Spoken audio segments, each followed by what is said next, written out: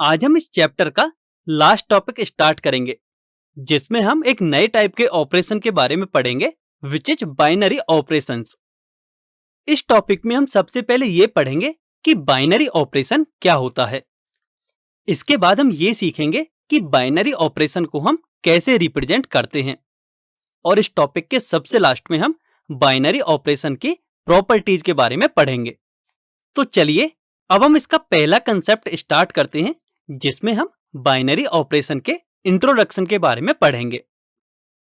अभी तक आप 4 टाइप के ऑपरेशंस के बारे में पढ़ चुके हैं: addition, subtraction, multiplication and division. इन्हें हम कुछ इस तरह से परफॉर्म करते हैं। आप यहां देख सकते हो कि इन चारों ही ऑपरेशंस के परफॉर्म करने के लिए हमें 2 नंबर्स की जरूरत होती है। इसलिए ये चारों ऑपरेशंस ही बाइनरी ऑपरेशंस कहलाते हैं। अब इसे बाइनरी क्यों कहते हैं? बेसिकली बाइनरी का मतलब होता है 2, एंड इन सभी ऑपरेशंस को परफॉर्म करने में हमें 2 नंबर्स की जरूरत है, इसलिए ये सभी बाइनरी ऑपरेशंस कहलाते हैं। अब हम बाइनरी ऑपरेशंस की फॉर्मल डेफिनेशन पर आते हैं। तो बाइनरी ऑपरेशन बेसिकली एक फंक्शन होता है, जिसे हम स्टार से डिनोट करते हैं। जैसा कि आप पढ़ चुके हैं कि binary operation addition, subtraction, multiplication and division में से कोई एक होगा, तो इन जनरल हम इसे स्टार से रिप्रेजेंट करते हैं। एंड ये स्टार कुछ इस तरह का फंक्शन होता है कि it goes from A cross A to A. आप यहां देख सकते हो कि जो ये स्टार है, यह एक फंक्शन है। टिपिकली हम फंक्शन को f से डिनोट करते हैं, लेकिन बाइनरी ऑपरेशन में हम फंक्शन को स्टार से डिनोट करते हैं। आप यहां देख सकते हो कि जो इनपुट है वो a क्रॉस a है, यानी कि इस फंक्शन में जो इनपुट जाएगा वो एक ऑर्डर्ड पेयर जाएगा, क्योंकि a क्रॉस a का मतलब होता है Cartesian product of a, and इसके एलिमेंट्स ऑर्डर्ड पेयर्स होते हैं। एंड जो आउटपुट में हमें मिलेगा वो एक मैथमेटिकल एक्सप्रेशन मिलेगी। Let 2 elements p and q set A में लाई करते हैं, तब इन एलिमेंट्स p एंड q के बीच में बाइनरी ऑपरेशन को हम कुछ इस तरह से रिप्रेजेंट करते हैं कि star of p, q, and इसे हम कुछ इस तरह से भी रिप्रेजेंट कर सकते हैं p स्टार q। एंड ये दोनों ही रिप्रेजेंटेशन बाइनरी ऑपरेशन के ही हैं। इसे हम एक एग्जाम्पल से भी समझ सकते हैं। माना सेट A के एलिमेंट्स p एंड q पर एक बाइनरी ऑपरेशन इस प्रकार डिफाइन है कि p star q is equal to p plus q। तो यहां आप देख सकते हो कि इस बाइनरी ऑपरेशन का जो आउटपुट है वह यदि सेट A का एलिमेंट है, तो ये जो फंक्शन स्टार है वह एक बाइनरी ऑपरेशन होगा। अब हमें यहां 4 अलग अलग ऑपरेशंस दे रखे हैं, और हमें कुछ सेट्स भी दे रखे हैं। पहला है सेट ऑफ रियल नंबर्स, दूसरा है set of natural numbers, and तीसरा है सेट ऑफ इंटीजर्स। और हमें ये चेक करना है कि इन गिवन सेट्स में कौन सा ऑपरेशन बाइनरी होगा और कौन सा नहीं होगा। तो इसके लिए सबसे पहले हम 2 elements a and b assume करते हैं।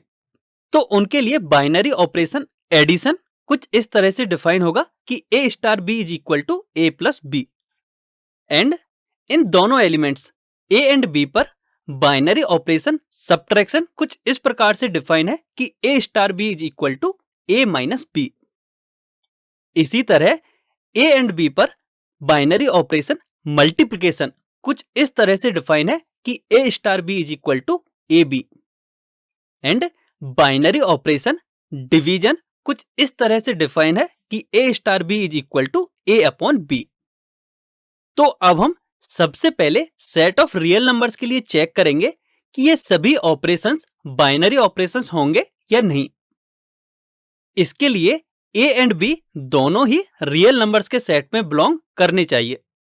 तो इसके लिए हमने माना a की वैल्यू 2 है एंड b की वैल्यू 5 है, एंड हम जानते हैं कि 2 एंड 5 दोनों ही रियल नंबर हैं। तो सबसे पहले यदि हम एडिशन के लिए देखें तो 2 प्लस 5 हमें 7 मिलेगा, एंड जो इसका आउटपुट है 7 वह भी एक रियल नंबर है। इसका मतलब रियल नंबर्स के सेट में एडिशन एक बाइनरी ऑपरेशन होता है।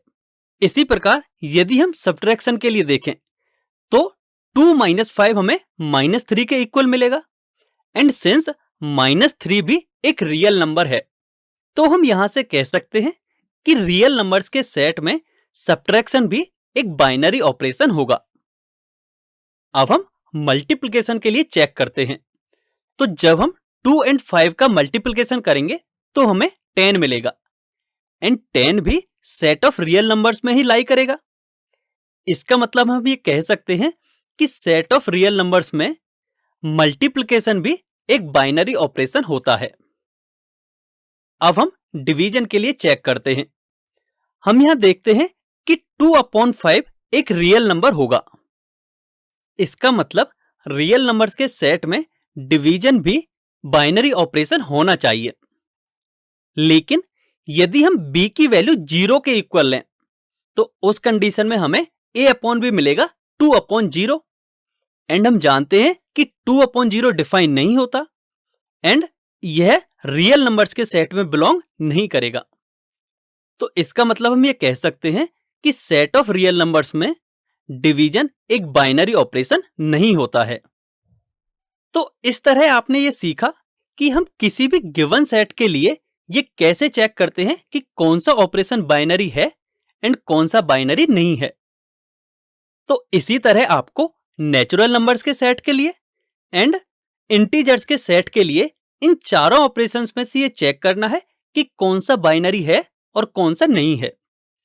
तो अब आप इस वीडियो को 5 मिनट्स के लिए यहीं पॉज कीजिए और ये चेक करने की कोशिश कीजिए कि कौन सा ऑपरेशन बाइनरी है और कौन सा नहीं। आई होप आप सभी ने set of natural numbers and set of integers के लिए ये चेक कर लिया होगा कि इनमें से कौन सा ऑपरेशन बाइनरी है और कौन सा नहीं। तो चलिए अब हम भी इनके सॉल्यूशन को डिस्कस करते हैं। सबसे पहले हम सेट ऑफ नेचुरल नंबर्स को देखते हैं। तो इसमें से हम कोई भी दो एलिमेंट अज्यूम करेंगे।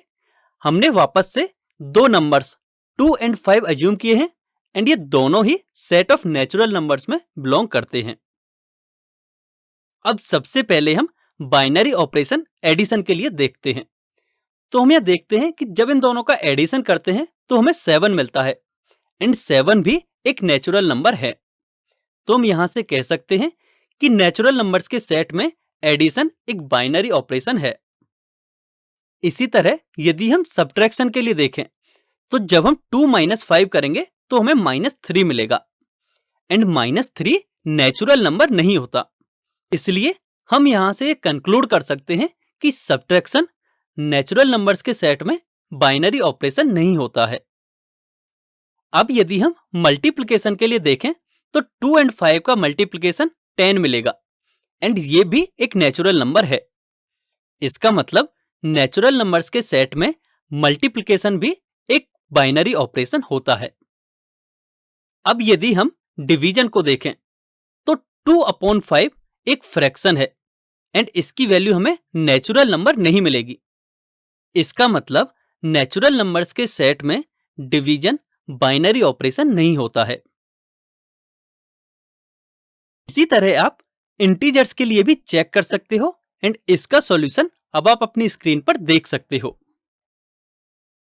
जैसा कि आप यहां देख सकते हो कि सेट ऑफ इंटीजर्स में एडिशन, सब्ट्रैक्शन एंड मल्टीप्लिकेशन तो बाइनरी ऑपरेशन है लेकिन डिवीजन बाइनरी ऑपरेशन नहीं है। अब मुझे उम्मीद है कि आपको यह समझ में आ गया होगा कि हम बाइनरी ऑपरेशन को कैसे चेक करते हैं।